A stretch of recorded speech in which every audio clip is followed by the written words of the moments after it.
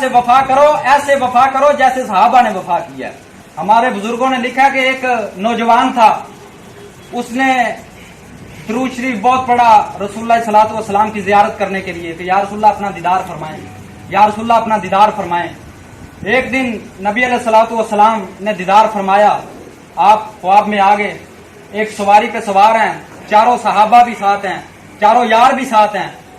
तो वो सवारी अब एक चढ़ाई पे चढ़ रही है, वो चढ़ाई से अब वो सवारी बैक को जाने लगी। वो जो आशिक था जिसने दरूद पढ़ा वो अब पत्थर ढूंढने लगा कि मैं पत्थर दूं इस गाड़ी को पीछे ना जाए।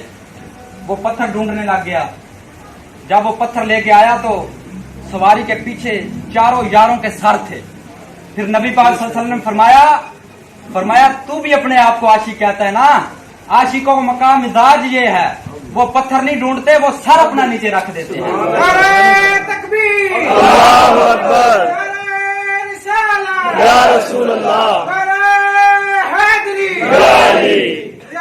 पाकिस्तान का मतलब क्या? ला इलाहा इल्लल्लाह, पाकिस्तान का मतलब क्या? ला इलाहा इल्लल्लाह, दस्तूर रियासत क्या होगा? मोहम्मद रसूलुल्लाह, दस्तूर रियासत क्या होगा? मोहम्मद रसूलुल्लाह, ताजदारे खत्म नबुव्वत जिंदाबाद जिंदाबाद, ताजदारे खत्म नबुव्वत जिंदाबाद जिंदाबाद, मन सब नबियन वक्तुलू, मन सब नबियन वक्तुलू, मन सब नबियन। वक्तुलू। आप एक बात का हिसाब लगाएं, पाकिस्तान की इस 75 साला तारीख में कितने उलमा मुशैख आए, कितने कितने बड़े लोग आए, किसी ने आपको ये अहादीस क्यों नहीं सुनाई? मनसब्बा नबीयन फक्तुलू, ये अलामा खादिम हुसैन रज़वी ने क्यों सुनाई है?